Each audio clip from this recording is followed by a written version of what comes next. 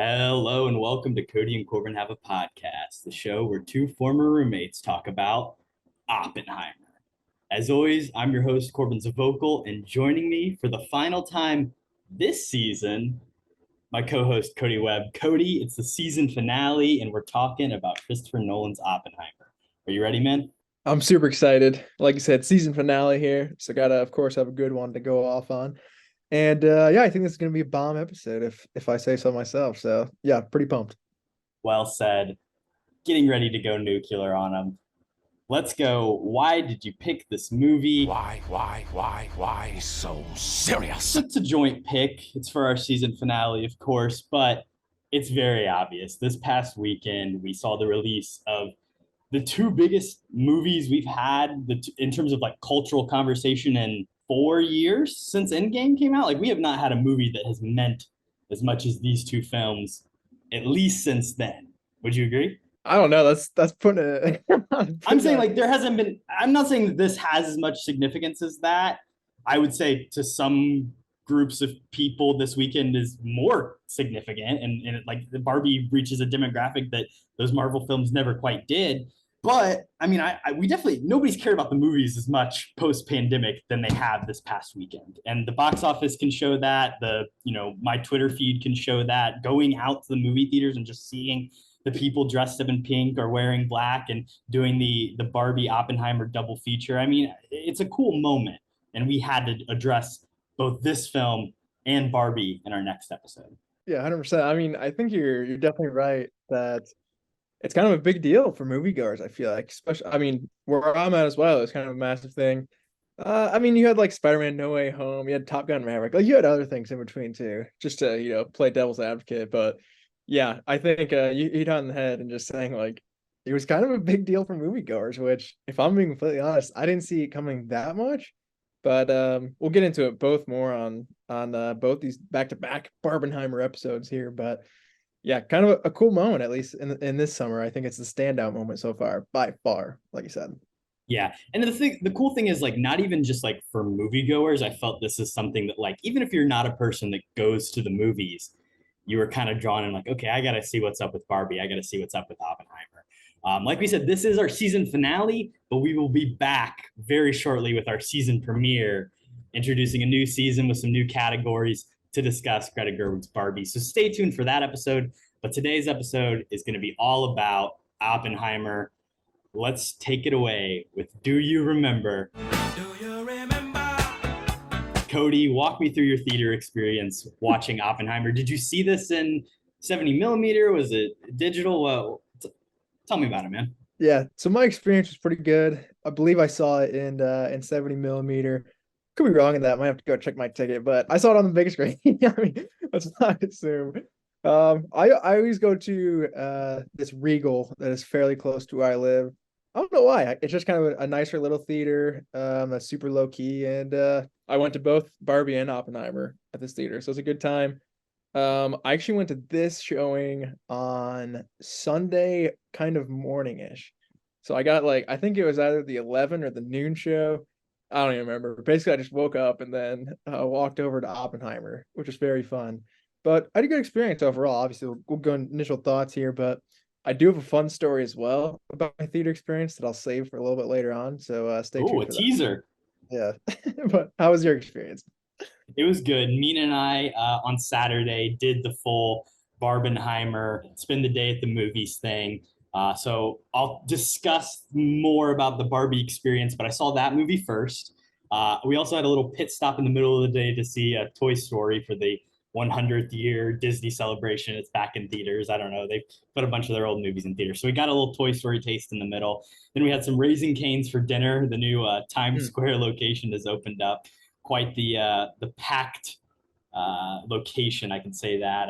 Bread sofas inside. So check that out. Oh, And then at 10:30 p.m., we went to the AMC Lincoln Square in Manhattan. Big IMAX theater there, one of like 20, 30 locations in the country that you can see it on the 70 millimeter IMAX full frame, the way Christopher Nolan intended it format.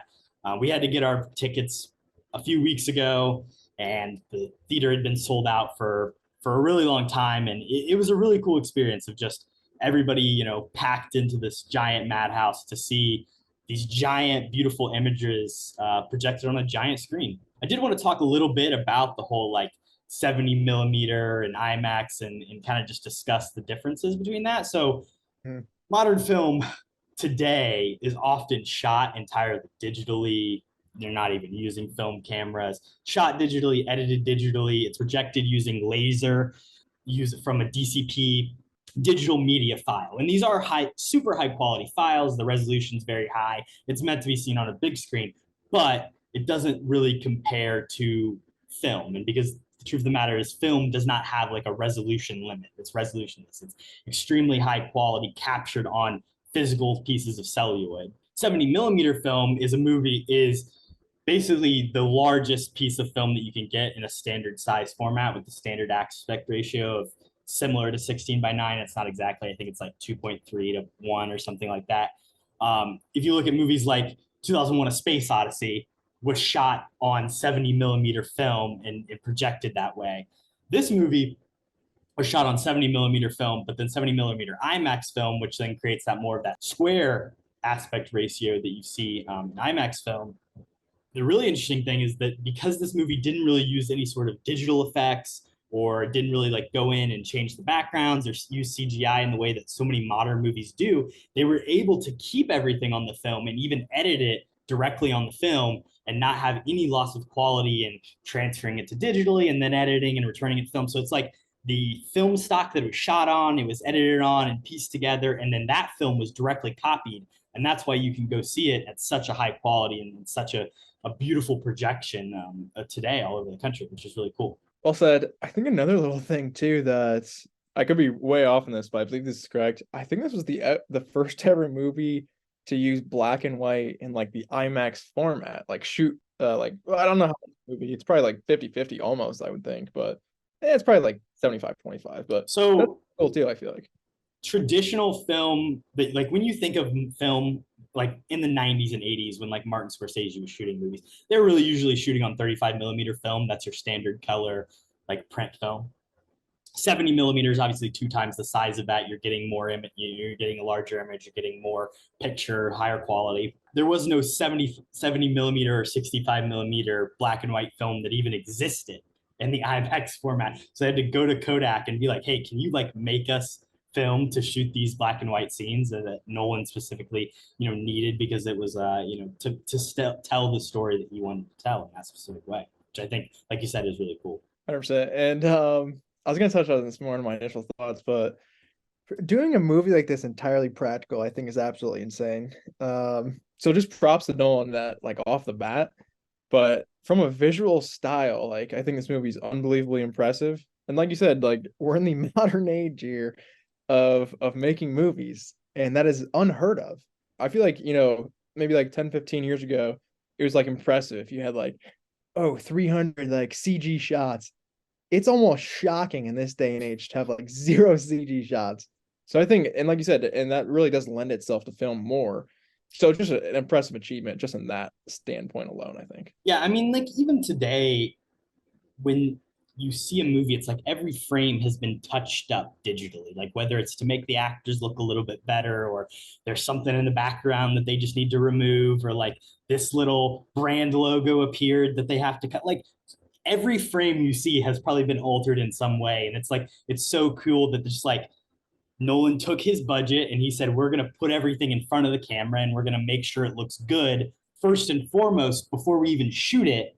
And then when we shoot it, it's going to create an even better product, which I just think is really awesome. Yeah, agreed. Last thing I want to talk about in the Do You Remember, because this was such a huge weekend at the box office and such a big moment for people actually to go see this in movie theaters, I wanted to talk about the box office results of this film and its opening weekend. Kody, do you know how much money this movie made? Oh, I do. I think it was around the 80 million mark, somewhere around there, right? Is that right?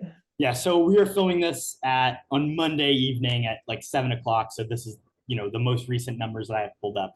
It made about $82 million domestically, which is, a very strong opening, especially like a 3-hour rated R biopic opening in 2023. And then it made another 97 million internationally for about a total of 180 million worldwide. So really strong opening for this film. Really curious to see where it ends up. I don't think it'll cross the 500 million mark, but it'd be cool to see it get to like the 350, 400.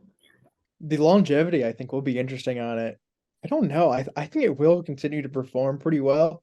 Obviously, there's always drop off, but it's hard to judge. But I feel like this movie, especially just because of its quality, which we'll get into, I think it'll make a lot of money. And its budget, I don't believe, was very big either. I believe it already made its budget back. I think it was about $100 million of the budget. Yeah. Yeah. So opening weekend worldwide, it's already past that. So I think Universal's pretty happy they signed on Chris Nolan for a few movies here. So that is pretty cool. Yeah, definitely a success in luring him over and producing this film. They gave him the max contract and it worked out. Hey, they got the championship in the first year. Initial thoughts, Kody. Good morning, Vietnam! Take it away. What did you think, man? Yeah, I mean, I'm gonna be pretty high in this movie just off the bat. Christopher Nolan, he's just him. He's just him, I think. And I feel like in a sense, this is a bit of his Oscar bait. It is the closest thing he has ever made to an Oscar bait film. I mean, and we were kind of talking about it in our Tenet episode a little bit, but it's kind of like a culmination of like his modern age of film. Like you were saying with the practical effects, which is again wild that all of this is practical, especially like the first hour, which is kind of just like Cillian Murphy, Oppenheimer seeing like all this crap in his mind, and all of that stuff being practical is very, very cool. Just knowing that information going into the film as well, I think makes it a lot better. But yeah, like I said, it's kind of a culmination, a little bit of Dunkirk with the biopickiness of that, Interstellar with all these new visual effects kind of being introduced. That interest in physics. I mean, the passion that he's found. He's essentially like met and talked to many physicists over the years, and there's people that have like had a hand in writing his scripts, and he's like done all this. Like that interest spawned, in his early work on films like Interstellar, and it's taken him all the way here to making a movie about one of the great physicists of the 20th century. That journey through all of that, I think, is really cool. And Tenet, we said there's some same morality issues and a little bit of physics in there, obviously, too. But I think this is kind of Nolan in his prime, at least from a kind of just Oscar movie quality standpoint.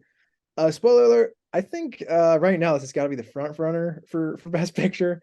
Obviously, it's very early on, but in our Oscar picks, I take a nom for Best Picture in this, just spoiler alert. But yeah, I'm pretty high. I think the performances as well are going to clean up at the Academy.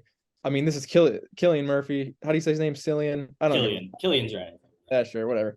But obviously, this movie's on his shoulders entirely as the main title role, and I think he massacres it. I think this is probably his best performance of all time, and you can just put a wrap on his career because I really don't think he'll do anything better than this for the rest of eternity. But I think we'll dive into a lot of more of this stuff in the good, but the performances I think are pretty crazy.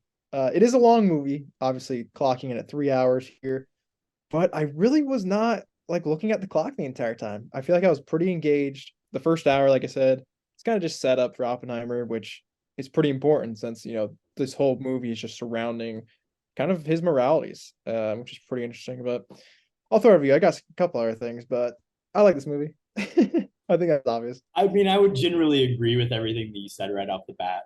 I think going in, I was a little bit tepid on this movie, whether it be like the subject matter or even just like as I've begun to examine some of Nolan's films. And despite, I mean, listen, he's one of my favorite filmmakers, but as I begun to examine some of his films more critically in the recent years, like I've seen some more flaws. So like I was a little tepid going into this, but he proved me wrong, and like he did it again. Like he did what he's done repeatedly over the last 2 decades. He's created an incredible technical marvel that you need to go see. Like that it is worthwhile to like go sit in a movie theater and watch.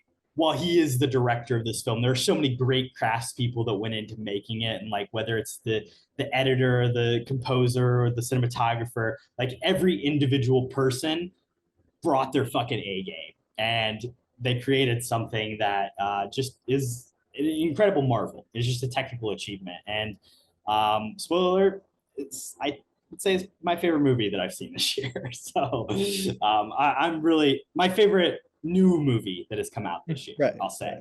it was extremely engaging despite being that 3 hours, like you said. And it's also just a subject matter that Nolan has been preparing to tackle, like you said. And I think this was the right time and the right moment to really take it on. Both this movie and Barbie were like written during the COVID-19 pandemic. And it's really interesting to look at them in the context of that, of like when you lock yourself away in a house and you're stuck there with nothing but yourself and a pad of paper, what do you write and what do you draw to? And Nolan taking on this story of a struggling genius with the weight of the world and the guilt of the world on his shoulders, but then also like a world that turns against him at the same time. I think it's really interesting. I want to talk about the cast of this film a little bit before we move on, Kody. Obviously, it was the subject matter of many jokes between you and I, and jokes of the internet of every white person in Hollywood practically getting cast in this movie. But I did just kind of want to run through the billing order because I thought that was really interesting, and I didn't know if you stuck around to take a look at that. So here is the billing: Cillian Murphy, number one, obviously. Emily Blunt, number two. Can you guess three, Kody? I mean, it's either Matt Damon or Florence Pugh. I would guess Matt Damon. Matt Damon, Okay. then Robert Downey Jr., Okay, that makes sense actually. then Florence Pugh, Josh Hartnett coming in next, He's in the movie a lot, to be fair. then Casey Affleck.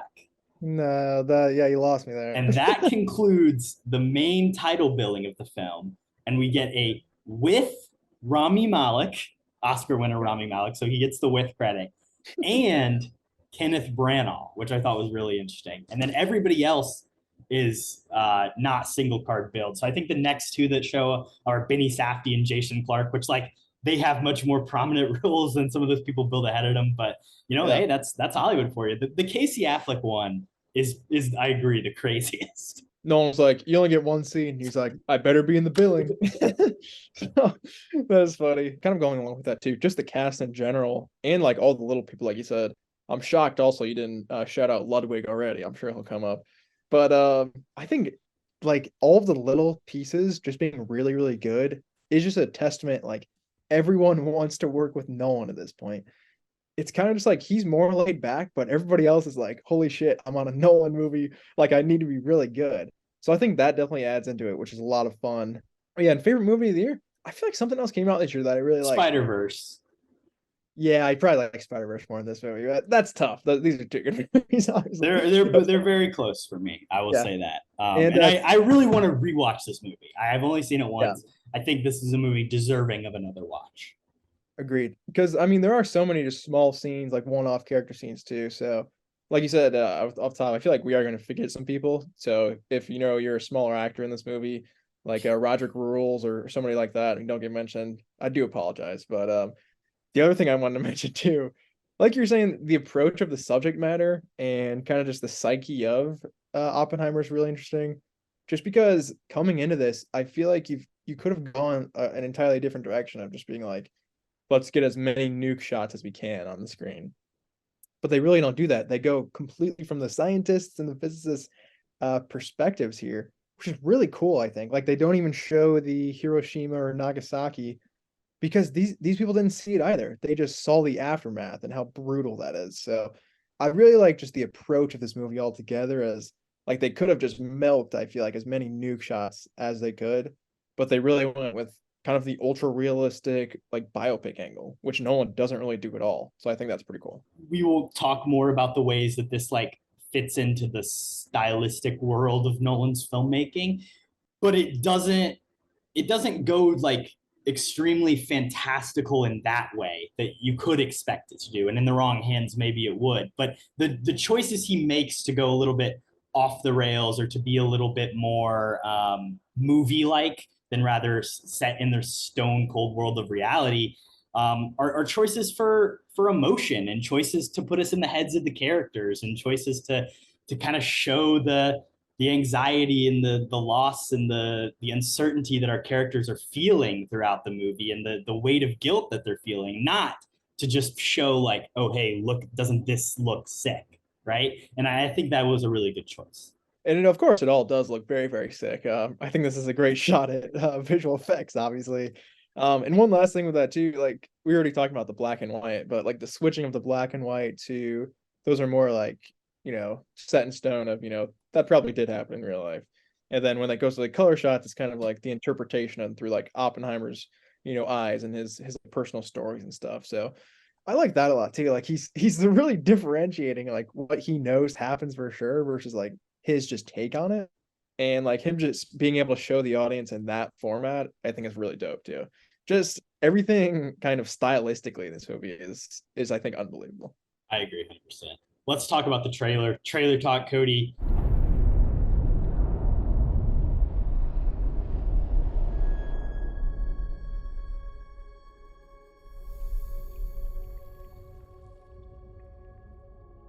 We imagine a future. And our imaginings horrify us.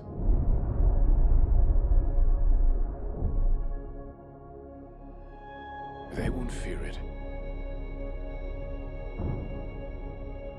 until they understand it.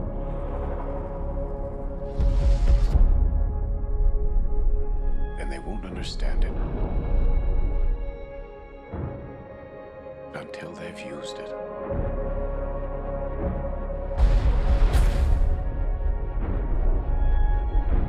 Theory will take you only so far.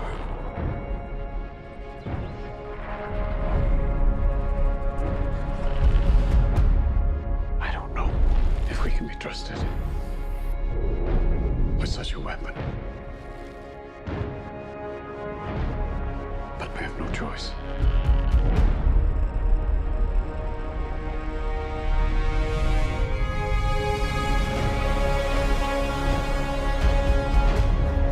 Is anyone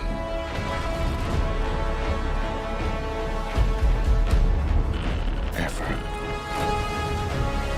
going to tell the truth about what's happening here? Honestly, I think it's just like a very straightforward vanilla biopic version of the trailer. I know there's some different cuts of it that are kind of like a little bit more experimental, a little bit more interesting. I think this one is like, here's Cillian Murphy. He's the star. You're going to focus on him. It's about his performance. This is a movie. And yes, Christopher Nolan directs it. It's really just showing a lot of like the style of like the editing that's used throughout. We see a ton of like the scientific imagery that's representing what's in Oppenheimer's head, but it really doesn't focus too much on the outside cast or really anything beyond the very basics of the story. There is like a little bit of a lead in at the end about maybe this is an examination or like this is a movie that's asking like moral quandaries and moral questions. I think the trailer presents it more of just like, oh, here's the story of this guy, which I think, is maybe not an accurate representation of what it really is. And I don't think that's a terrible thing, honestly, because it doesn't really give away what this movie is really about, which I think is good. I like we always talk about. I feel like trailers give away everything. This trailer really doesn't give away anything, which I love. Because I feel like going into this movie cold is definitely the way to do it. Yeah, I thought it was okay. I mean, even in a sense too, like I didn't know if it was just like a straight up biopic or maybe it was something a little bit more mystical and sci-fi from like the cut of this trailer. Because obviously the start of it is kind of just like the more of the visual stuff we see off the bat with obviously just like this bomb and this big ball of fire and then all the little, protons, neutrons, whatever the shit that is called, like going on. So it's kind of like, okay, like, is this Interstellar? Are we going to go somewhere crazy in the third act or something? So I think it leaves it open to, it's a Nolan film, there's going to be bombs. It's pretty much all you need to know. And Cillian Murphy's there, obviously, too. But another small thing, they do like the ticking, like, clock down of, the bomb's going to explode, which is cool, like building up suspense in a trailer. But I feel like it also like flashes up the date of when the movie's gonna come out, and I feel like that it felt like Dunkirk where it just like flashed like, oh, is there gonna be some weird time shifts in this that I don't know about? Like this movie, it flies all over the place time wise, but it really wasn't like that at all. But I feel like from the trailer I got a notion of maybe it was gonna be similar formatting to kind of Dunkirk. Well, it's interesting that you say that because like I remember when the very first teaser came out for this movie and like all it was the big wall of fire and then like a countdown where it said like 7 months, whatever, how many days, hours. And I got the same idea where I was like, oh, okay. So it's like gonna be the Dunkirk thing where it's like, okay, we see like one thread of like a month's long thing. And then we see maybe like the couple minutes of the actual bomb dropping. But obviously that's not what it was. But it's cool that like Nolan is such a filmmaker that's taken so many different avenues that we can speculate about, like, oh, what is going to be the thing he does. Obviously, like you said, in this movie, it's the black and white versus the color and the kind of conflicting timelines in that nature. 100%. But I think it's a good trailer. Like I said, doesn't give away anything away. I think there are a couple shots of Josh Peck. I think maybe he gets more screen time in the trailer than he does in the movie. But shout out Drake and Josh. So you got to do what you got to do. Let's head over to the good.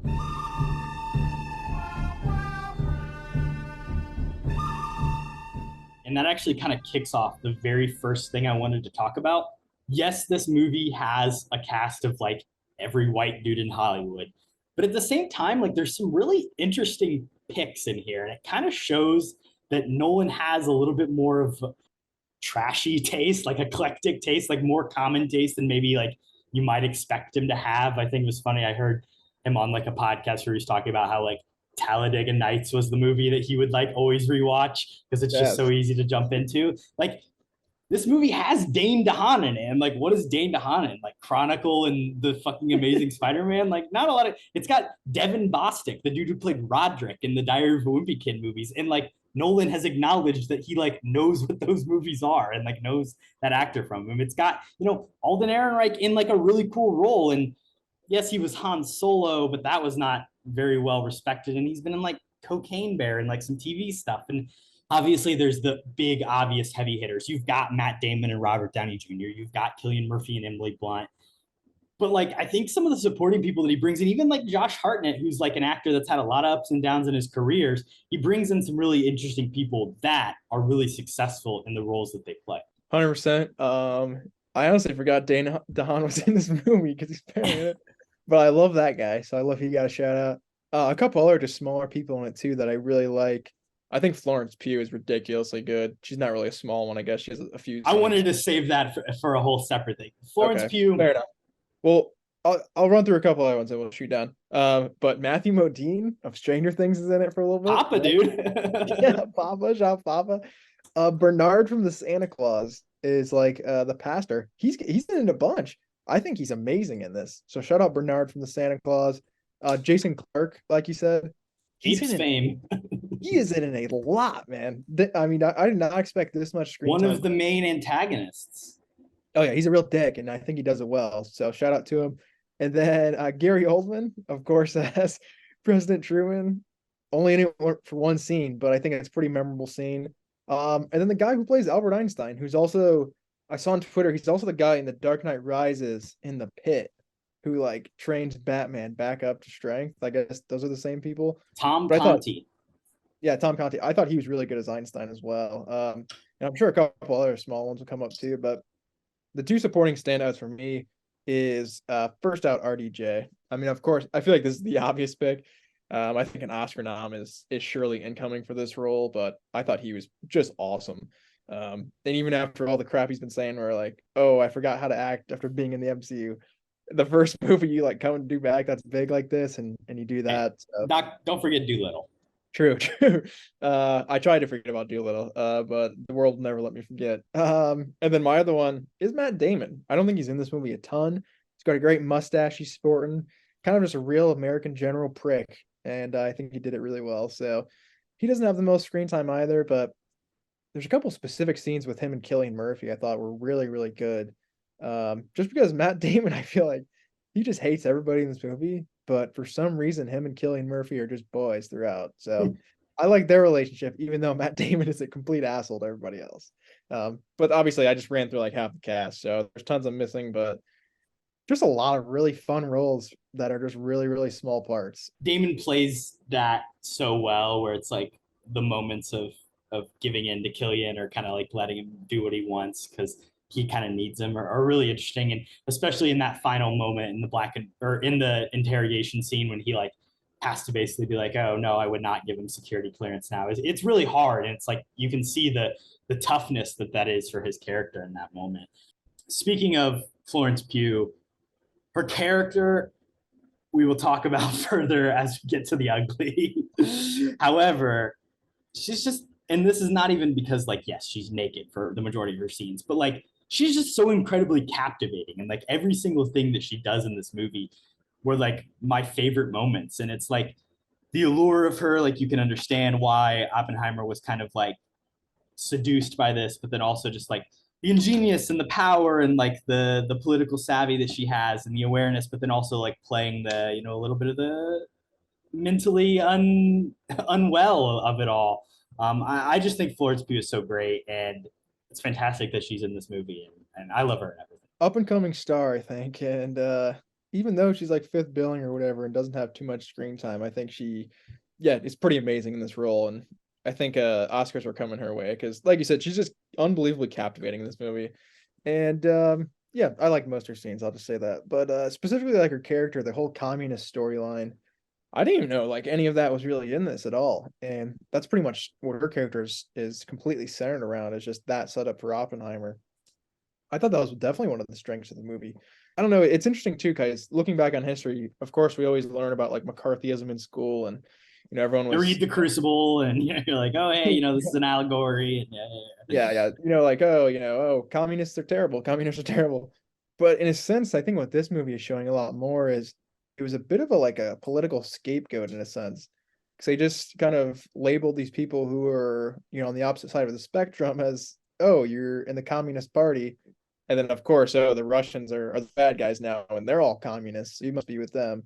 I think that's really interesting, from a story perspective. And obviously, there's a lot of historical context that I just don't think I'm that well informed on. But Oppenheimer kind of being directly on that line of he's a political activist pretty much the entire movie, and I think that's really cool. Just because like Florence Pugh's character is really kind of influential of that. Even though like obviously, do they get married? I don't know. Are they married at the start? And then Even obviously the whole Florence thing. Pugh, I don't think so. I think they just like are dating and seeing each other, Okay. and then he obviously leaves her for Yeah.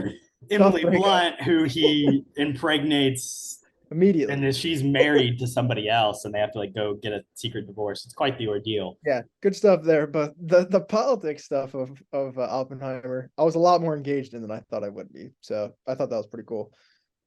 Obviously, And it's not surprising that like if you look at the history of our country, we've done some fucked up shit. oh It's yeah, like, you can go to any decade and find whatever it is. But obviously, like it's really crazy that in the 30s and 40s, we were working with the Soviet Union, maybe not willingly, but we had to at the very least in collaboration to help fight the Nazis through World War II, especially after the Nazis turned on them. So we were kind of like unwilling allies for a really extended period of time. And then following the end of World War II, they were our number one enemy in the world, and they used like the political view, like dude, fucking the things I've retweeted shit that would probably get me thrown in jail today, like back then, because it's like any leftist or liberal ideals during that time period, like you could go to college and be at protests and stand up for the rights of people across the world, and you would be like scapegoated as a communist, and you could have this tiny little thing in your past that would get pulled up and turned into a whole ordeal, as we see in this movie. And it's not just Oppenheimer. They talk about it, how like every scientist that was working on the Manhattan Project has been forced to leave the world of academia because of whatever political ties that they've been associated with earlier on in their history. I think it's very, it's unsurprising that a group of educated, intelligent people who are working on this project would also have these kind of values and understand that like the working class people and people all over the world should receive support, and that like unions are strong and powerful things, and like all these like leftist ideals that they have. It's unsurprising that men of science and men of academia would also fit under this umbrella. And it's just kind of crazy that like when the country needed them to create this weapon of mass destruction, they were raised and hailed as heroes. But then the second they were no longer needed, they were turned on and persecuted for their values and beliefs. very well said. And that's a massive theme, obviously, in this film of, they'll use you until they don't need you anymore, and then after that, it's going to be whatever it is. But at least they need us right now. I feel like that was pretty much every recruiting pitch that Oppenheimer gave to these people. And going along with that too, I don't know, I feel like just showing the aftermath of the Manhattan Project was done really, really well. Because going into it, I was just like, okay, this is gonna be really cool, like seeing all these scientists come together and kind of build the bomb. But I think the more interesting part of the movie was obviously the Jason Clarke interrogation was intense, and there's so many interviews that people came through there. But RDJ's arc, I think, is really, really cool too. Just like him being this petty, like he's like a senator. I don't know his official title, whatever. I don't care. He's obviously trying to get into Who's the head of the Atomic something? Energy Commission, the AEC? Yeah, He's chair. AC, there you go. But I love his arc because at the beginning of the movie, like I like RDJ, and it's like, okay, maybe RDJ is on the right side. Like he's saying like there's a leak and there's a commie, somewhere in here, and how the Russians get this information. I'm like, hey, maybe RDJ is kind of right in this. And then by the end of the movie, it's just completely flipped on his head. Like this guy is just a really petty person who kind of wanted credit for Oppenheimer, and he kind of has this rivalry in his head with Oppenheimer the entire time, and he's so infatuated with what did he say to Einstein to turn him against me? And it's funny. It's like these two things. It's this one moment where like he thinks Oppenheimer's talked shit about him to Einstein, and then it's the second moment where like Oppenheimer kind of made fun of him in front of Congress about like the isotopes, export of radioisotopes, and he made a joke about it, and he thought that like was so disrespectful that those two things basically set him on a war path against Oppenheimer to get him in trouble. And RDJ like becoming an antagonist at the end from an acting standpoint, I really like. But I really like too, like all of his like advisors. I don't even know who the main guy is, the actor. Alden Ehrenreich, Han Solo. Oh, is that Alden Ehrenreich? Unrecognizable. I didn't know who Josh Hartnett was the entire movie either. I was like, who did Josh Hartnett play? I have no He was idea. pretty unrecognizable. I'll give you that. Alden Ehrenreich, he was good though, and I thought it was funny, like like I said, his advisors and stuff, like all turned on him. He's like, why would he come out and do that? Like Rami Malek out in front of everybody. He's like, it's hard when people just come out and want to speak the truth against bad people or something. Like, it's like that's a cool line. But another super specific scene I want to talk about in the good here too, and I think this is probably my favorite scene in the movie, is where Cillian Murphy is going out to the big crowd at Los Alamos or whatever. They're all like stomping their feet on the bleachers, which is kind of foreshadowed before early on too. But I think it does a really, really cool job of just showing like the moral struggles he's going through while still having to be kind of like this political leader. And they did obviously like succeed what they went out to do. And they did it in just like the most tough and like brutal way possible. Like morally, I thought it was just really interesting how that scene was entirely set up to, what's going on in his head. Like even the shot of him like stepping, through the carcass is tough, but at the same time, he's got all these people just cheering because they've been there for like 5 years and they really did achieve what they set out to with all this money. But I think the moral quandaries is really what carries that scene in the majority of the film for me. Like these people were all scientists whose job was to make a discovery and to do something, and like they had a successful test, and they completed the A bomb they were set out to build, and like they advanced science forward. However, when you look at the impact of what the results of that scientific advancement were, you then get into the moral quandaries that we're talking about. That scene, I love. I love the sound design of it. I think that scene and the actual Trinity test are so perfectly executed, and they're the reason that I think this movie is guaranteed the win for the sound design Oscar. When it comes to the Trinity test, the way it kind of cuts out the sound and uses the sound, also just like the appearance of the light is so cool. And then, like you said, the pounding of the feet and the way that the sound cuts out, there's a really cool thing where he like delivers the line of dialogue about like, oh, the Japanese didn't like it. And then like all the people stand up and you can hear them standing up in their chairs, but then the sound of them cheering gets cut out. And it's just like this really cool, like awkward moment. And you're like stuck in Oppenheimer's head as he's experiencing that. And then, like you said, he steps on like the deceased ashed corpse, which is just like awful imagery that you have to experience. So I really love that scene. I think it's so awesome. And it's just kind of an example of the achievements of the editing and the sound design and the music that are really used throughout. I do have to shout out my boy Ludwig. Again, the collaboration from Tenet. Hans was still busy with Dune Part 2, so we brought Ludwig back. And I think his use of strings is really great in this. There's also like kind of those sounds of like the Geiger counters that are kind of integrated into the score as well. Just really good. I think the first scene when he visits Einstein maybe not the first scene, but when he visits Einstein to ask him if he thinks the chain reaction could be possible. It's the scene when they're out in the woods together. The score specifically in that moment, as like Einstein's contemplating everything, it's fantastic. It's really great. Also, just got to shout out the editing. Jennifer Lane is the editor on this movie.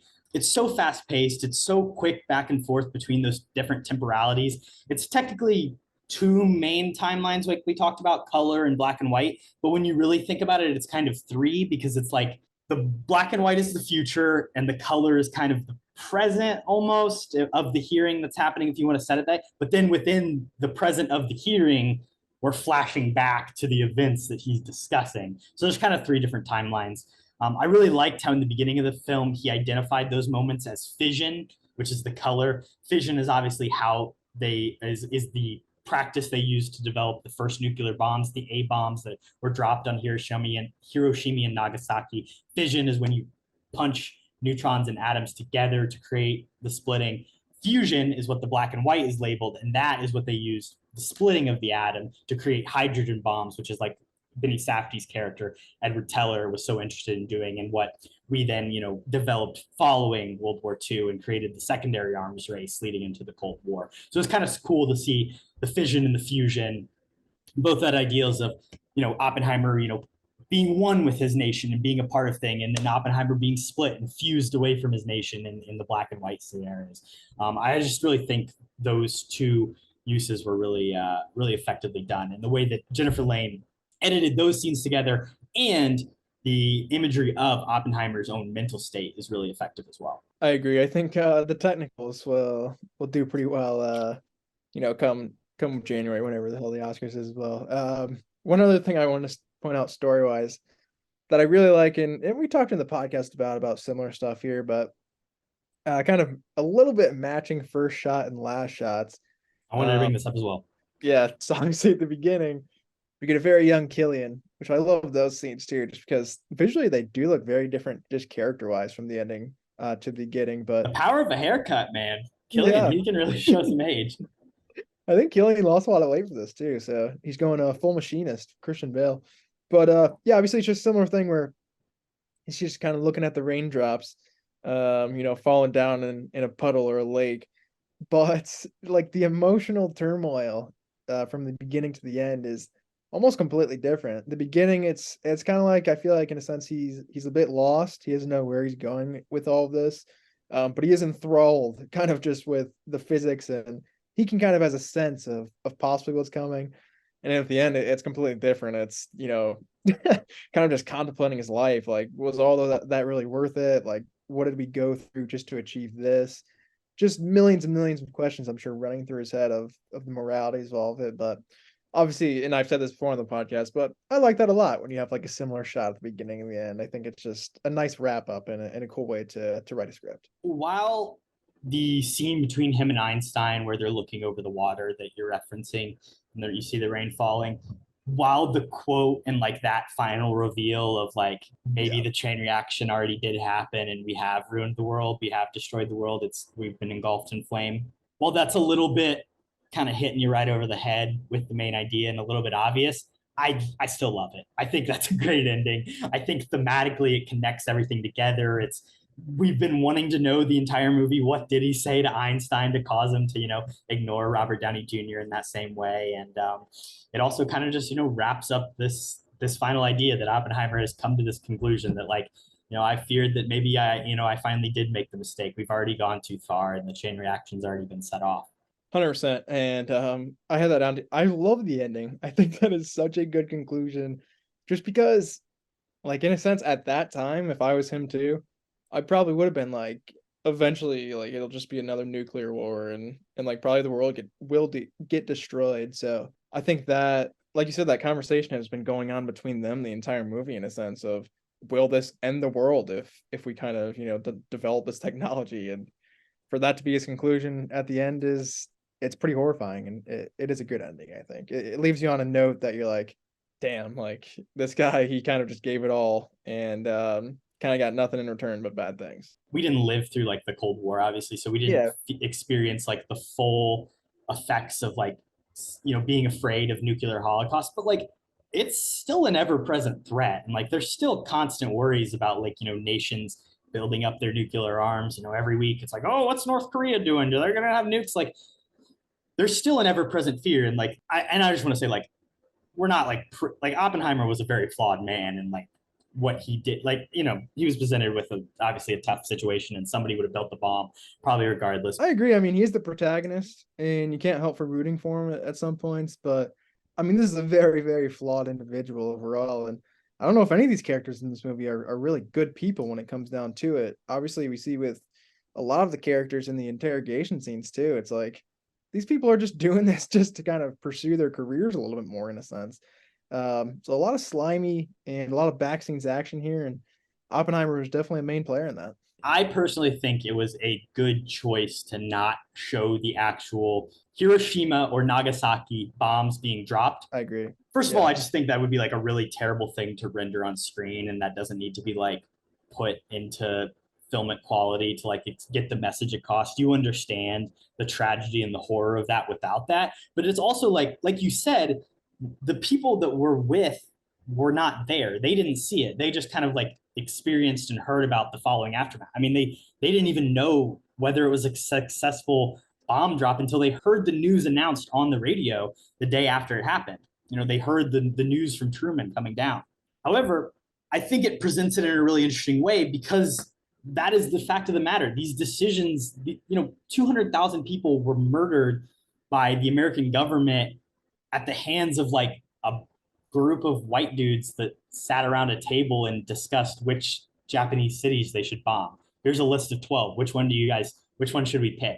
And like in the movie, it's, played as just like, oh, this is just nonchalant, normal shit. But like, I think that's kind of the horror of it all. Like, it was a group of these people who were completely disconnected from the lives and the innocent, bystanders that were hundreds of thousands of miles away. And the only way that they could even like gain a connection to or like understand what these people are in the context of the one city, Kyoto, where he like this one guy honeymooned there and he like sees it as a cultural hub. So like the only like basic point of interest or like attachment they have to this country and its people is from like a tourist representation. And I think that's just like really representative of what happened. Like, it was a bunch of white men and who were just like disconnected completely, pushing buttons and making decisions, and thousands of people died because of it, which I think is just awful. I completely agree. I think it was an interesting angle too, like I said, of like the scientists being against like them even using this weapon, and then obviously they have no say in it at all when it comes down to it.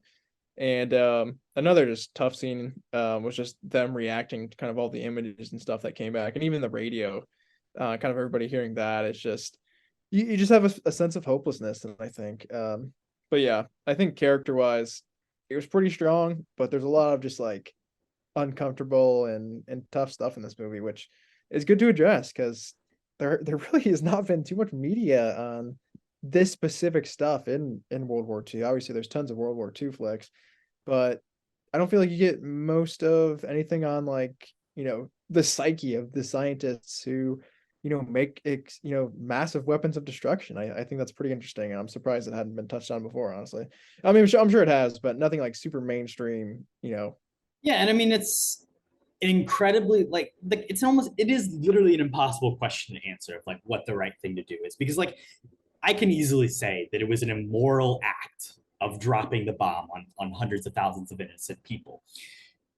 Most acts of war are not moral, though. Like, that's the thing. And it's like, there was, fucking the Nazis were keeping people, Jewish people in death camps and killing millions of people. And many of the people that were working to, try and, beat the Nazis to creating the A-bomb were Jewish people who like saw their families and friends driven out, and their cultural and religious counterparts being persecuted by these men in Germany. That it's perfectly understandable that they would want to stand up and create something to fight against that and to try and set these people free. Obviously, at the end of the day, it ended up getting used on the Japanese in response to Pearl Harbor, so like even then things become more difficult. But like, it is such an impossible task, and there are so many different factors that go into it. It is so, hard to really even gauge. And that's why, it makes an interesting movie.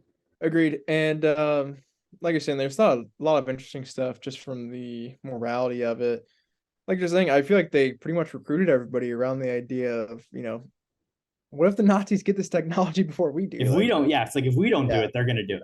So I think that's a good pitch at least. But then, I mean, once you go through all the actions here, and then the war is almost over at this point where they Germany had already surrendered when we dropped the bomb. In hindsight, there's a lot of interesting stuff that the American government did. Obviously, yeah.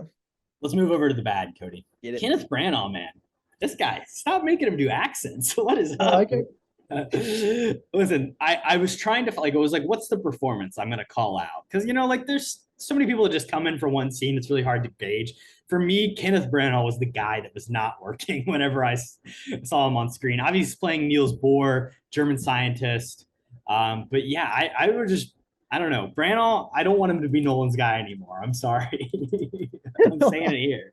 I think he's 10 times worse than Tenet, personally, but I thought Niels he was okay. Bohr is Danish. I need to correct that. Sorry, Niels. Yeah, I didn't think he was German, but sure, Danish. I couldn't even, his accent work, and I have somebody as well who I don't like their accent work at all, but I thought he was okay. I feel like he's the more forgettable. He got an and, evidently. He's important to the story, but at least he's not doing the crazy Russian thing in Tenets or, his crazy detective, whatever the hell accent that even is either. I think that's just normal voice, probably, to be fair.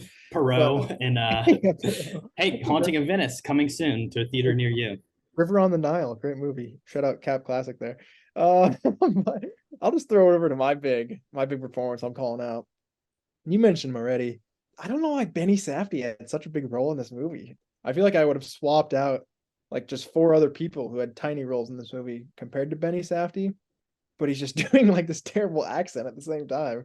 So I don't know, like what accent is he even doing, Korbin? Can you tell me? I have no idea, and it's really distracting, and I just don't like his face either. So Benny Safdie. Well, Edward Teller was a Hungarian American. I guess that's a tough one, to be fair, Hungarian accent, but his accent, I think it needed a little bit of work. I described it as mid. He was born in Budapest. But I would say out of everybody, he's by far my least favorite performance here. And he had a lot of screen time. Obviously, the creator of the H-bomb, which I think was a cool, it's kind of like a sequel setup in a sense. Nolan there, like when we get in the Benny Safdie, Teller movie about the H-bomb and the Cold War and stuff. So maybe that's on the horizon, but we'll see. I respect that. I think he's fine. He's okay. I will admit that this movie does slow down a little bit post Trinity test after the bomb gets dropped, and then prior to like when things really pick up right at the end. I would say like the 4/5 of the movie is a little slow for me. So I'll just say pacing wise, things do slow down when the timelines finally converge and we hit that little bit of, because just in general, like the editing isn't as fast. We're not jumping between as many different places. Everything kind of converges into one. So I would say in terms of pacing, that bit just kind of slows down a bit for me there. I think that's fair. I also had another point. I think like the first hour pacing wise, it's kind of drawn out a little bit. Like you're saying, I think there's just little things maybe that this movie could have been like 2:45 instead of 3, the 3 full epic hours, but I don't mind 3 hours. Like I said, I feel like throughout I was still engaged, even if there was some slower moments.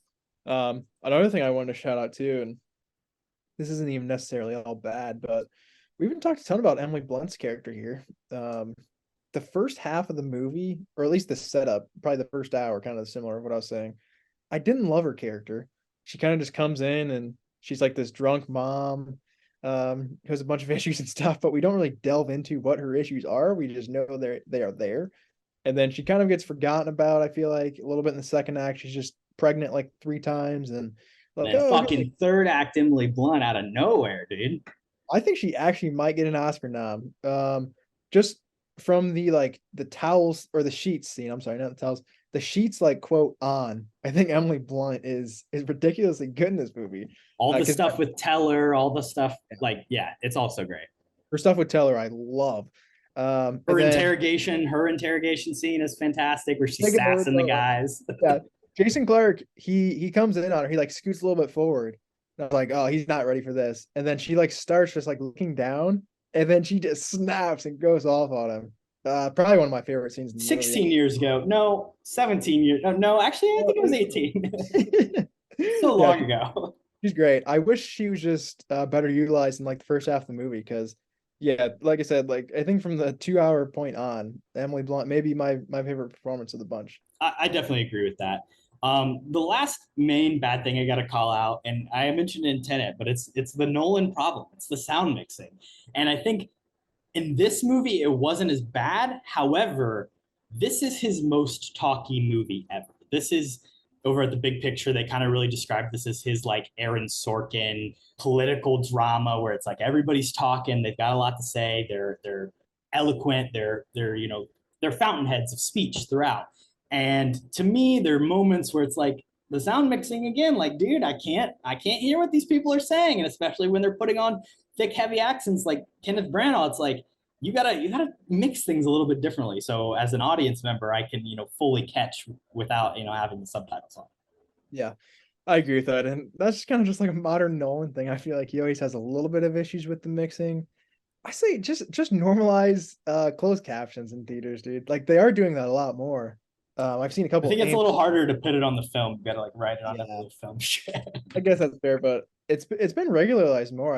I know AMC has been doing a lot more of There's a like, lot of open. You can do open caption screenings. I do them occasionally. and I'm a big closed captions guy, so I love that. But I do agree. There were some points, especially I feel like during the Trinity scene for me, where I just couldn't hear half of what kind of they were saying, but it was definitely better than like Tenet and a lot of other stuff. So one last thing I had for this category, obviously this is not even really about the movie, but where the hell's Michael Caine at, dude? Like this is the movie that Michael Caine is left out of with 100 people. I believe he's retired, so shout out Michael Caine, because I don't think he's done anything for a little bit, and he's probably at least like 95, so probably deserves a break. He's not retired. If he's not retired, I have Not no idea. 95. I'll tell you that. Yeah, probably not, but that's pushing it. He's He's probably older than 90. Harrison. Okay, I mean that's getting up there. He's older than Harrison Ford at least, so should be calling it quits at some point. But yeah, I think it's just sad. I feel like just bring him in for like one scene. Like he could have been like Matthew Modine or somebody and had like two lines and just been just fine. But it's sad seeing a Nolan movie with so many white people and Michael Caine not showing up. So that's my big gripe. Yeah, I agree. We needed to get Michael Caine in Michael there. Caine. I don't know. I mean, that's the thing. It's like, when was the last time Michael Caine wasn't in a Nolan movie? It's been a while. I think this is his Insomnia, first one. Memento. Yeah, I guess he wasn't in Memento. true. He should have been. He should have But played the Joey Pants role. true. It's probably been like a couple of decades since he hasn't been one, honestly. That is crazy. End of an era. All right, let's move on to the ugly. Well, Nolan has done it again. I can say that because he's made another movie with not the greatest female representation. Like you said, I think it is a lot better in the third act and when it comes to the Emily Blunt stuff. And honestly, this is kind of a story where it's like, well, obviously it's a historical movie about like a lot of men who made decisions, but it's also like a story. It's like, kind of, shout out to the women for not murdering hundreds of thousands of innocent people like the men of this movie did. But it is important to say that the Florence Pugh character exists mostly to have her shirt off and be naked and have sex with Cillian Murphy. Obviously, there's some really interesting communist stuff that kind of plays in, and their relationship is explored. But every time she appears on screen, she has to be naked. I think its use is effective in certain moments, but at other times, it's like, is this really necessary? And then the Emily Blunt stuff in the first act is mostly just strange and doesn't really work. You could have just given her a couple more scenes or a little bit more of an explanation, more stuff between her and Oppenheimer to show their relationship growing out. Just develop the characters a little bit more beyond crazy wife who drinks. Agreed. That was the first main thing on my list, honestly, just both the female characters. Like I said already, Oppie, he's just a real dick. Kind of breaking up with they describe him in the movie as a womanizer, and they also talk. There's like an offhanded mention at the end of the movie that he was like also having an affair with one of the other guy's wives.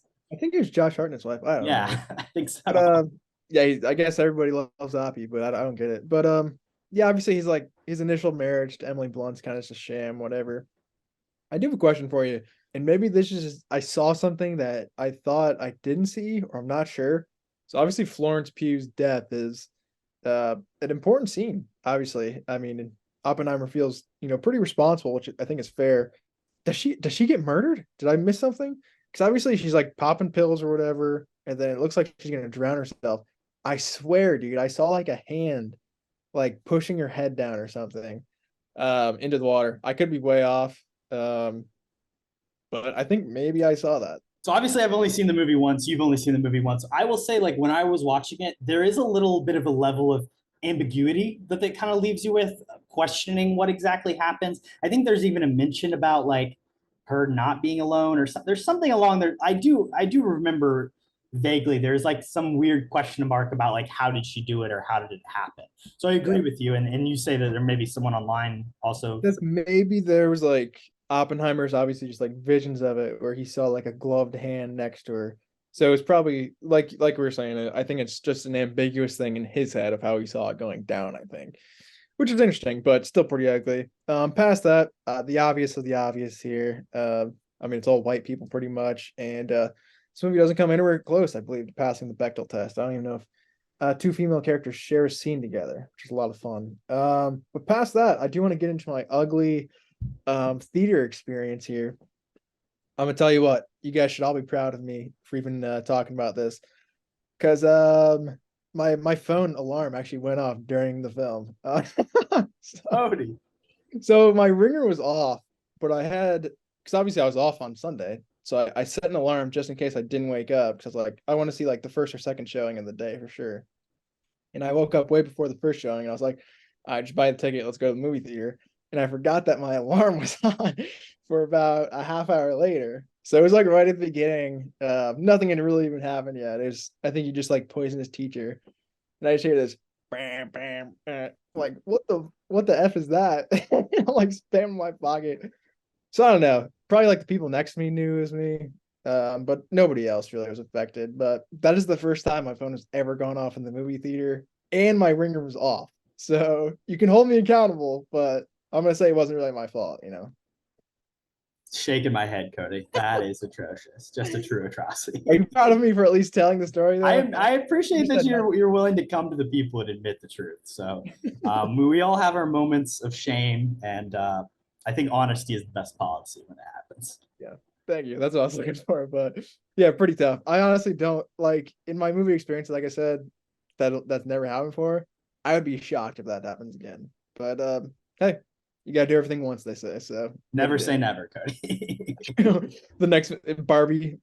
Stay tuned for the next episode where my phone is on like 5 minutes. Yeah. Obviously, the dropping of the atomic bomb is a pretty ugly thing.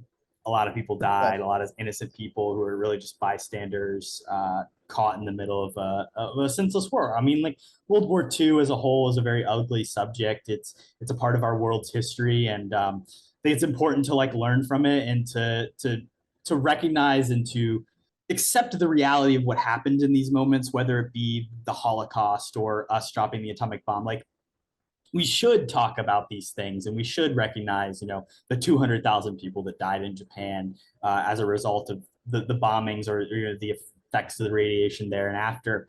I think it's important that this movie, does address those facts. It is still a very ugly thing in the world's history and our nation's history.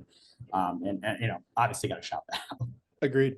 And like I said, I appreciate that Nolan actually went that direction of showing like the horrors of war instead of showing like, oh, the nukes are cool, whatever. This is a dark movie, and it should be dark because the subject matter is very, very, unpleasant, and just, kind of a darkened past of the world in general. So yeah, it is what it is, but it's definitely not good.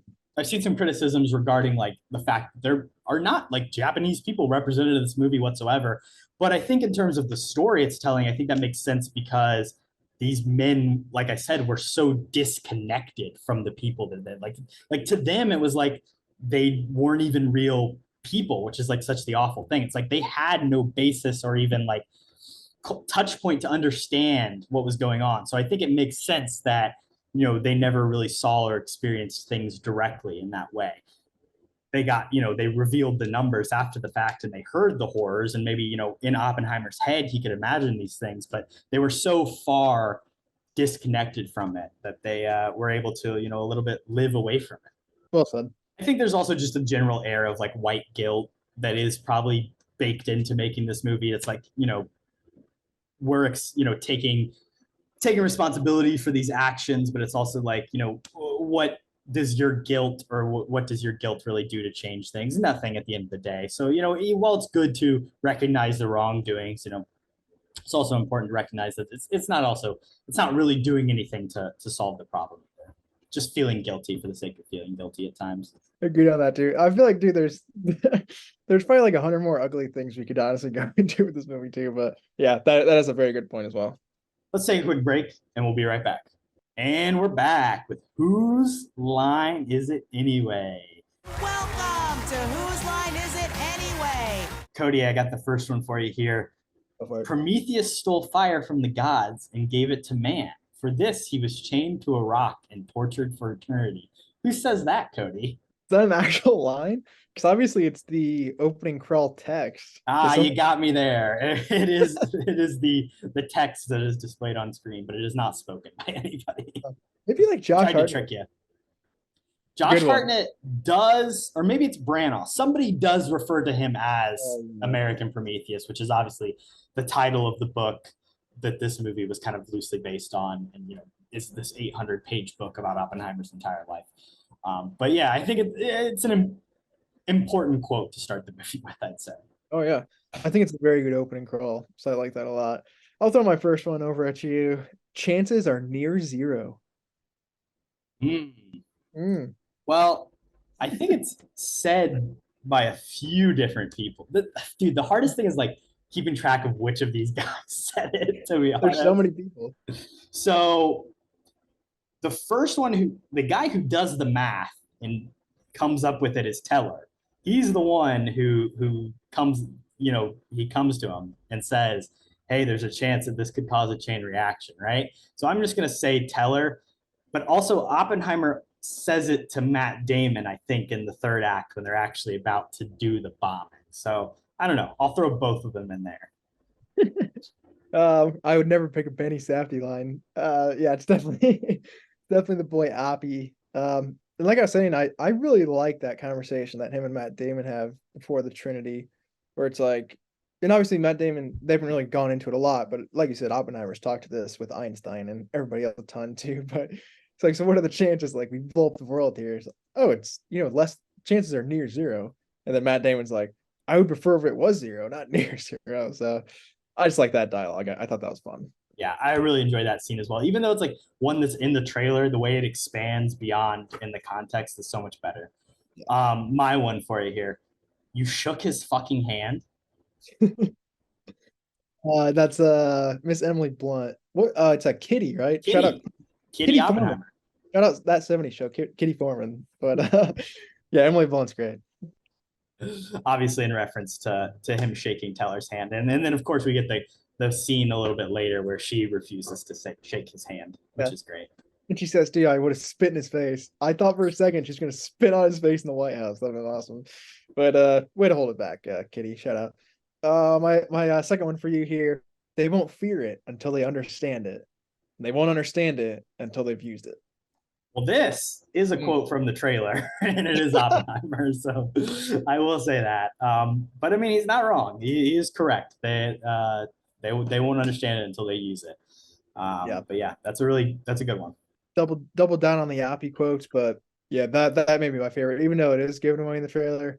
That's just like, damn, like he's probably right. That's just like American military in general, I feel like, but that's a tough one. That one stuck with me. Last one for you here, Kody. I am become death, destroyer of worlds. I was waiting for this line to go up. I believe it's said by Oppenheimer, but Florence Pugh kind of makes him say it. So you go. Could you explain to the people how she might make him do that? Yes, I believe. Well, they're in the middle of intercourse. Good scene. And then they just randomly stop and they're talking about whatever. And Florence Pugh pulls out this book that is, I think it was in Sanskrit or. Yeah, sure, we'll run with that. And she's like, do a direct translation. And I guess she just picked like the perfect page where it's just like the Destroyer of Worlds quote, which is used so much in other movies. It's also used in Agents of S.H.I.E.L.D. shout out. But yeah, good quote. And then they just, start having sex again. So I thought it was, pretty powerful in the scene, but a fun quote for that scene too. I feel like I really can't think of a better quote that you could use for that scene, if I'm being completely honest. I think I mean it's like kind of funny because it's like this weird juxtaposition of obviously what is like a very intimate romantic act in context with this like very harsh line of dialogue that he's delivering, but there's also like an air of comedy to it as well. It's also kind of like rendered in this like realistic way. Like I don't know. Like sex on screen is often so like glamorized and that's something that can be said about this movie as a whole. Like people just kind of look ugly at points in this movie. Like people look sweaty, people look dirty, people aren't, covered in makeup and fudge digitally altered. Like you see real aged people on screen, and like every scene, whether it's the sex scene between Florence Pugh and Cillian Murphy or any scene in this movie, is just like rendered very realistically and very like hard and raw and physical. So I think that scene is funny. There was talk of it being like 15 minutes long prior to the movie. Oh, Oppenheimer features a 15-minute long sex. It's obviously not, and that's just like one of those like internet things that kind of like spreads like wildfire. But I think it's actually like a sex scene that makes sense in a context of the film. I think the ones later on are where I start to get a little bit like, do we really need to be doing this? Do we really need to just like, hey, Florence Pugh, why don't you sit here naked? I don't know. Invite, fight, night. I dubbed thee Sir William. Invite, Kody. Who do you want to invite on the podcast? I mean, for me, I feel like this is just an obvious choice here. I'm going to double down and make it double obvious. My first pick, I'm going Oppenheimer here. I mean, I want to hear more from him. Even though we saw 3 hours of pretty much his story, I do want to hear more. But I want him paired up with somebody. And that somebody's going to be no one else other than Albert freaking Einstein.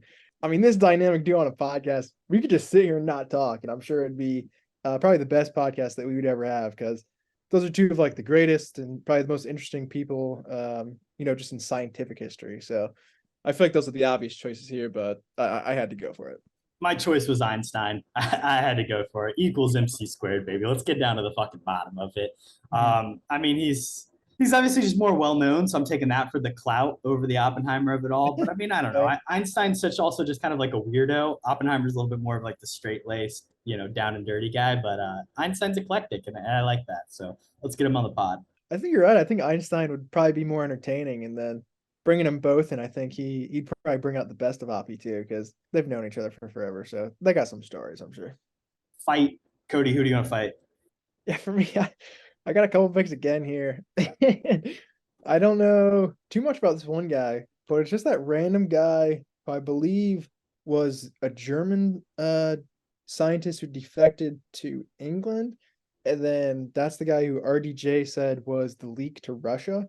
So if that's true, I'm just going based off of what, RDJ saying, which is probably a bad source. But I guess he deserves a knock in the face. I'll fight him. And then secondly, my main pick here, I'm going for Heisenberg. Mostly just because of the Breaking Bad reference, and I love that a lot. That's kind of coming to fruition of, oh, I know who Heisenberg actually is now. They probably explained it on Breaking Bad, but I didn't care enough to listen. But actually in this movie, like he's trying to build atomic bombs for the Nazis, so just not a cool dude. So I think he deserves a smack in the face too. The guy you were referencing was Klaus Fuchs, and he's played by Christopher Denham in the movie. But yes, the guy who gave away all the secrets that basically are Oppenheimer was blamed for. Yeah, started the Cold War almost. So shout out to him. For me, I mean, there's so many people that you could pick, like you said. Kenneth Nichols, which is Dane DeHaan's character. That guy's kind of an asshole through the whole movie and is kind of going up against Oppenheimer. So I'd fight him. And then, I mean, Benny Safdie's character, Edward Teller, also down to the very end is kind of, I mean, his whole thing is he's pushing, let's go for the hydrogen bomb. Let's go even bigger. And I mean, obviously, they opened Pandora's box way before that, way before Oppenheimer even got involved. But just like continuing to go down further and further down the line, like Oppenheimer said, rather than de-escalating nuclear arms, they continued through the Cold War, and a lot of Edward Teller's actions were got us to where we are today with nuclear arms. And Benny Safdie is just not a great guy either, so throw him in. Last one, Night. I gotta give a shout out to Kitty Oppenheimer for that third act. fucking baller status shit. Yeah, she's definitely deserving of the night. Maybe not the best mom, but also she was, kind of just like forced to be a housewife in this, city in the middle of New Mexico. So I can kind of understand it. Yeah, fair. And mine kind of goes along with the same lines of both what you're talking about there. My night is gonna go to Oppenheimer, which is boring, but it's specifically for shaking Benny Safdie's hand at the end. Even though, I mean, he did kind of, screw him over just to kind of stay in good graces with the government in a sense, or at least the AEC, whoever was doing the interrogation, whatever. But like you said, I mean, Kitty Foreman, she had her reasons too. But Oppie, he's just a good guy, I think, in the end of all things. And he realized that this guy probably is just doing this for a career point. I think they do have mutual respect for each other. So I think him shaking his hand, even though he did kind of screw him over, is kind of a cool move. Shout out to being the bigger man. Yeah. I do have one more here for Night, and it's not his character, but it's the man himself, David Dismalkian, man. He shows up in this one as well. But I just love in this movie, like, he's playing just the all-time hater. He's just the biggest anti-Oppenheimer guy around. He obviously is kind of given some information by Robert Downey Jr. and sent along his way. But I love his like obsession with just taking down Oppenheimer in this movie. And David Dismalkian, he's always playing little weirdos, and this time he gets to play a little bit of a villain, so it's fun. Always love seeing David Dismalkian. I believe his character's name was Borden, which is a character name from The Prestige as well. So shout out to that Nolan connection. Shout out Borden, Alfred Borden from The Prestige. Yeah, great flick. The Recast, Kody. Bond. James Bond. My name's Bond. James Bond. The name's Bond. James Bond. The name's Bond. I mean, you James could Bond. really go any direction you want here with a billion characters. Of course, I'm going to get rid of Benny Safdie. I've been rigging on him the entire episode here. And you know what? We're just going to stay in the good time kind of, universe altogether. Give me the guy who inspired Nolan to make this movie. Why is Robert Pattinson not in this movie? I mentioned in Tenet, but I want to see him and Nolan work together a lot in the future here. He was hanging out with, he was taking bong hits with our man Joon-ho. Still in Mickey Yeah, 7. that's true. He's making a movie with Bong Joon-ho, so I guess that's a good excuse. But come on, get him like one or two scenes where he can leave, Bong Joon-ho's movie for a couple. You days. think, okay, regardless of wanting to recast Benny Safdie, do you think that's the best role for Pattinson in this movie? I do, because maybe, and he could probably do a better Hungarian accent than Benny Safdie. I'm sure that was most of the casting process of just being like, okay, who can actually speak in this accent and we can understand what they're saying. But I genuinely don't think Benny Safdie's a very good actor. I mean, what else has he done? Really anything. I think he's a better director than he is an actor. So He popped up in a movie last year called Stars at Noon, where he did just kind of like a cameo supporting role. He's been in a couple things, but yeah, I do generally agree. He's a better director. there's a lot of people in this movie who don't work a ton. I mean, Oh yeah, he plays the dad in Are You There, God? It's Me, Margaret, which came out earlier this year. He's Yeah. pretty good in that. fair enough. I'll have to check that out because I've not seen that, to be fair. And he's pretty good in Good Time too, even though it's obviously a completely different character. But I think he's all right. I would just personally want to get rid of him, and I think Robert Pattinson would be perfect for that role. So yeah, give me more Rob Pat. I think Robert Pattinson could probably kill that Alden Ehrenreich role, the Senate aide that's kind of hanging out with RDJ the whole time. I think that'd be a good spot for him. But scheduling wise, maybe it's too many days on set. I think. Well, yeah, What about Jason Clarke? Could he be like the evil guy who's interrogating the whole time? that'd be good. I think surprisingly, Jason Clarke, that's not somebody I would want to replace. I think he's actually pretty dang good. So shout out to him. I did have a recast for him. Just to maybe get a little bit bigger name in there. Hugh Jackman. Ooh, I think he'd be really more good like as that. the antagonist and get our Nolan boys back, right? True. You don't see Hugh in a lot of villain roles either, so I'd love to see that. We talked about it. Casey Affleck being so highly billed is really strange, especially because he's really just in the one scene.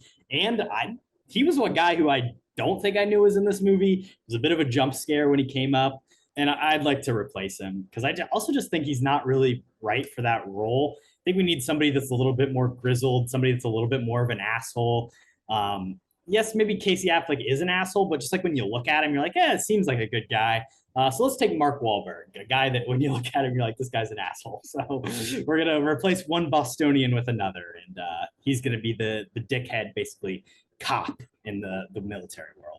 I love that pick, honestly. That is the other person I'm replacing here. Mark Wahlberg not crossed my mind, but give me a departed Mark Wahlberg. Bring that Boston accent. I'm on board. But I agree with you. I think I did actually know Casey Affleck was in this. The one who I didn't know was Gary Oldman. That was a fun reveal for me. It was like Gary Oldman's in this movie. He's playing President Truman. I thought that was kind of cool and kind of like a shocker, like you said.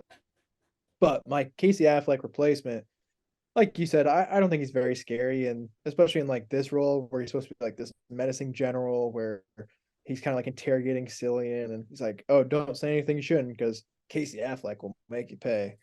I don't really get that from him. Who maybe I could get that from is buff Batman Ben Affleck. I'm just going, brother on brother I replacement. thought about that too. I was like, maybe we swap the Afflecks. Yeah. Yeah, just give me a beefed up Ben Affleck. I feel like he has a deeper voice and is a bit more intimidating. So I think it would have worked better, at least in that one scene in particular. Yeah, I like that. Last thing I wanted to replace Branagh, get rid of Niels Bohr, and my pick is Liev Schreiber. I don't, I could see him going into a couple different roles in this movie. He's such a fantastic actor. I really love him in Spotlight. I would love to see him take on one of the roles. And just because I don't like Branagh, I'll switch them out for now. Fair enough. I like that too. I think I would guess that Liev Schreiber, auditioned for a couple of these roles, but who knows? Maybe he's busy doing God knows what. Another X-Men origin. Maybe he's going to be in Deadpool. I honestly would not be shocked. Rating, Kody. But do you like me? We finally got there. What do you want to rate this movie out of 69? I'll get us started. I think this is a 5-star movie, Kody. Ooh. And I think it's a 64 out of 69. Wow. Is that that's gotta be one of your higher Nolan ratings, right? Do you know that? Well, would you believe it's still my 4th favorite Nolan movie? Really? You must have ranked The Prestige pretty high too, then. I like that. Yeah. Yeah, I guess that's fair. I mean, what was before Dark Knight and Inception for you too? Inception, The Prestige, Dark Knight would be my top 3. Yeah, that's fair. And I'll just jump straight into my rating as well, because it's pretty similar to yours. I got it at a 63 out of 69. Like you said, I think this is a very, very good film, as we've been talking about. I agree. It's probably number 3 in my rankings. Prestige, Dark Knight, and then this flick. I think I do like it a little bit more than Inception, actually. Obviously, completely different movies. I feel like it's hard to judge, but yeah, recency bias be damn. I like this movie a lot. Yeah, I honestly think I might enjoy it more on a second watch too. So rating could go up. Who knows? Post-credit scene. What if I told you we were putting a team together? Who's we? Kody, what do you want to do? I got a great one for this week. I'm excited. So this is kind of a riff of, and maybe nobody has any idea what I'm talking about really, but The King's Man. I believe you know this, Korbin. Yeah. I do, yes. They had like a Hitler post-credit scene. So I want to do something similar to that in a sense, but obviously not introducing Hitler here. So my scene opens up. It's just Robert Downey Jr. chilling in his office, and there's a knock at the door. And I guess who walks in, Korbin? This is another sequel bait that I didn't bring up earlier. It's John F. Kennedy. They do. That's the thing. They do the JFK name drop in the movie, yeah. So it makes sense. Honestly, that would probably be the connection. So I think you killed it. I don't think I can top that. Yeah, and the way like they did it too, it reminded me of The King's Man, just like the verbiage of it and everything. But I had a fan cast. A young senator from Massachusetts. Oh, what's his name? Kennedy. Yeah, Kennedy. It's like, oh, let's go. There's a big clap in my theater for that. But I had some fan castings too. I want your thoughts on this, but I thought either what's the guy's name from Top Gun Maverick, who I can never remember? Miles Teller? No, the other one. Some white guy. Oh, you mean Glenn Powell. You don't know Glenn Powell. Yeah. I was thinking either Glenn Powell or Jake Gyllenhaal. If you want to go. Powell's a young JFK. Okay. Yeah. I think that'd be okay. But he just comes in and he's like, "Hey, RDJ, I heard you wanted to talk to me." You fucking suck. Yeah, then RDJ says something. He's like, "You're gonna pay for what you did to Oppie," and then it just cuts the black.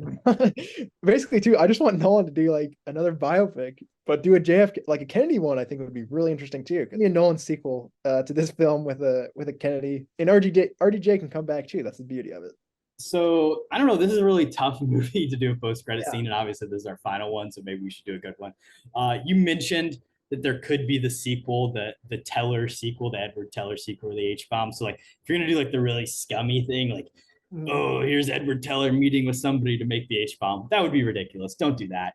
Secondary option: let's get Michael Caine in the post-credit scene. If he's not going to be in the movie, let's have the post-credit tease be Michael Caine. I don't know who Michael Caine would play. When did Winston Churchill die? I don't know. Oh, I don't hate that actually. No, he's definitely alive because World War II is Churchill, Stalin, and 65. So I don't know if he ever met Oppenheimer, but maybe we'll get Michael Caine as Winston Churchill. I don't think that's a great. probably did. Michael Caine, he might be a little bit old for that one. Maybe a little. He'd be like Oppie's dad or something. Be like, "You did it, son. I'm proud of you." Maybe he could play the ghost of America in his dreams. And then last one, let's just get a good old classic blooper reel. We love a good comedy. Let's see the bloopers playing after the credits for Oppenheimer. Any specific actor you want with the blooper? Roger Rules with the snot, or Yeah, I mean, there's a couple different ones. Maybe different takes of Emily Blunt staring down Benny Safdie. I'm sure there's maybe she does one where she spits in his face. Stuff like that. The bomb not going off, and then like, oh, let's go check it. Oh shit, it blows up. Stuff like that. Just funny. Just good laughs, because that's what this movie's all about, right? yeah, I love it. 6 Degrees of Dave. What if someone does something irksome and I decide to remove his spine?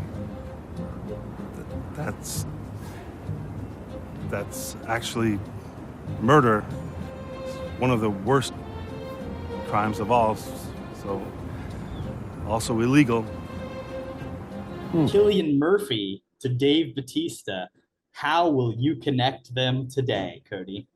For the season finale, I went near the end of the season here, extremely lazy. So I went Cillian Murphy to I was trying to just like brainstorm some of his movies. He's obviously got a supporting role in a lot of stuff, but I couldn't think of too many. So I just went with Batman Begins, which of course he's the Scarecrow. And I believe also starring in the movie, I could be wrong, is Christian Bale's Batman. And I think he's in Thor Love and Thunder with Dave Bautista. So I went 2 Degrees again this week.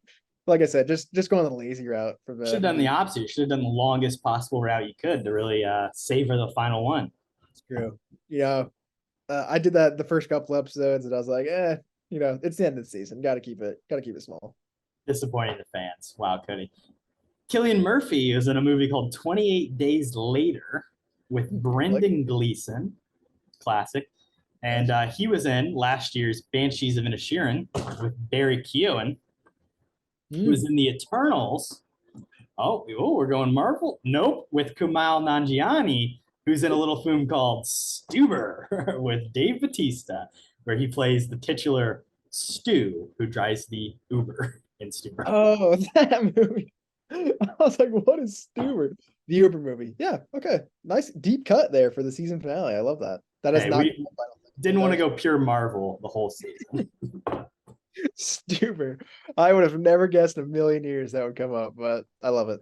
Finally, Kody, recommendations. What have you been into? I drink your milkshake. I drink it up. What have you been watching, man? Well, I'll save a couple things because obviously we're doing the Barbenheimer here back to back. So I'll focus this one around. I forgot to talk about it last week, but the show Secret Invasion, which it's got to be like the lowest viewed Marvel show of all time, I would think. So I see nothing about it online, but I guess prefaces it to, have you been watching, Korbin? I'm guessing not. Okay. Yeah, it is what it is. I feel like the Skrull invasion could be really interesting. I don't know. I don't really like the show, if I'm being honest. I thought the pilot was actually pretty good. I said that on the podcast before. I think it's only 6 episodes, and I believe 5 have come out now. And basically from like episode 2 to episode 5, nothing really happens other than I guess this is a spoiler alert. I don't know. Are you ever going to watch the show? I don't care. Just tell me. basically at the end of every episode, somebody just gets shot. That's literally the ending of, I think, episodes 1 through 5 so far. So, it is what it is. It's just kind of, not entertaining at this point. And oh, there is a guy though who's the main villain, Gravik. This is kind of just turning into our Barbie review, but he's one of the Kens in Barbie. So I thought that was cool. When I walked into Barbie, I was like, oh, I didn't know Gravik was in this movie. But he's actually a pretty menacing villain, super dark. So I assume they're going to kill him off and he'll never show up in a movie because he does some pretty messed up stuff. But yeah, I wouldn't really recommend that. It also had the big AI thing, which everybody's been talking about, which is definitely an issue. I don't really care that much about it, just for an opening credit scene in a show that nobody's going to watch. But definitely good, I think, to cut it off, at the head of the snake while it is here. But that's just what I'll cover in this episode. Just don't watch Secret Invasion other than the pilot so far, pretty much. Yeah, it's really unfortunate because I feel like Secret Invasion is a rather beloved storyline and is like such a major storyline in the context of like the Marvel world. It feels weird that it's like such a minor thing in the world of the MCU. I'm worried about Marvel, man. I don't know. I mean, also, I just like don't even care. So maybe I'm not worried. I'm just like kind of ambivalent. But like, I don't know. I don't know about the future of Marvel entertainment writ large.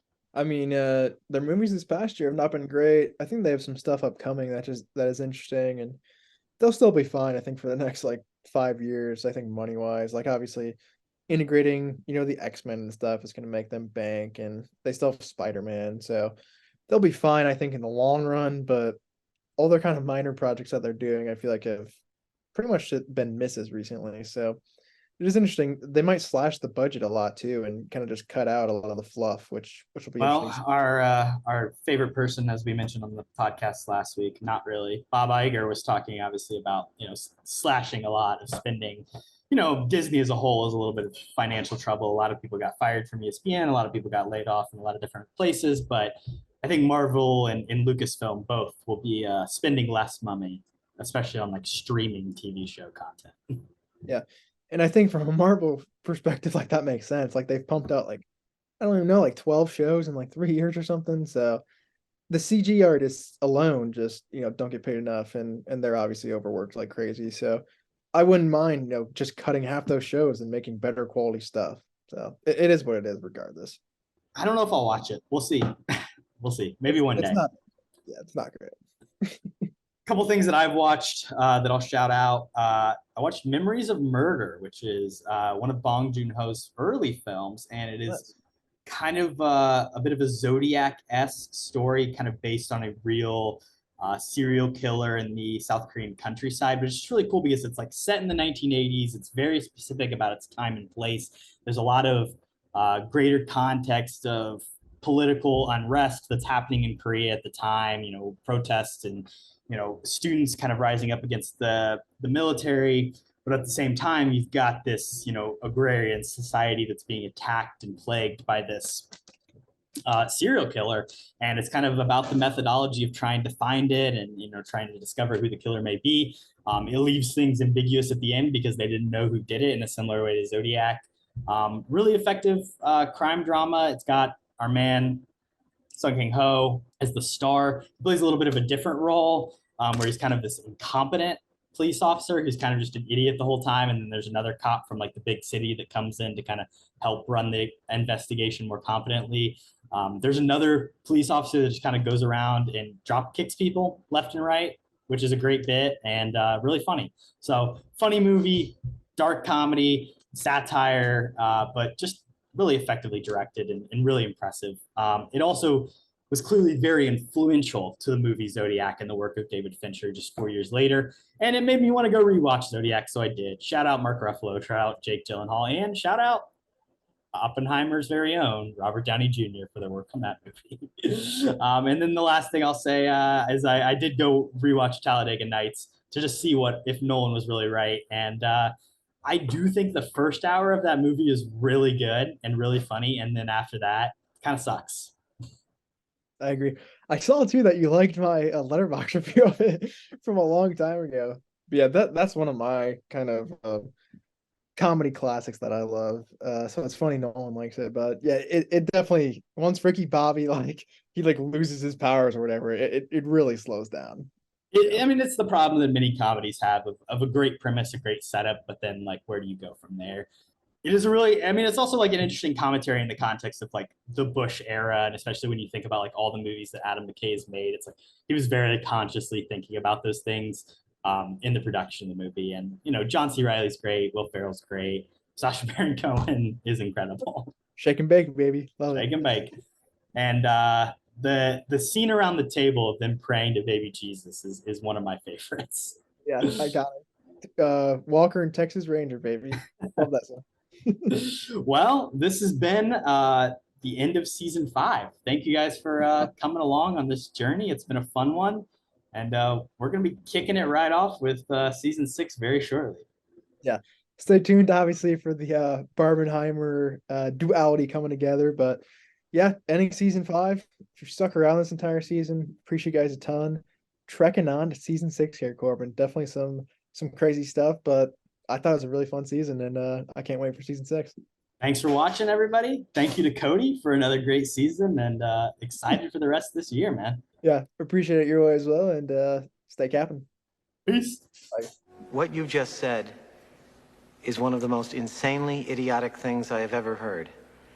At no point in your rambling, incoherent response were you even close to anything that could be considered a rational thought. Everyone in this room is now dumber for having listened to it.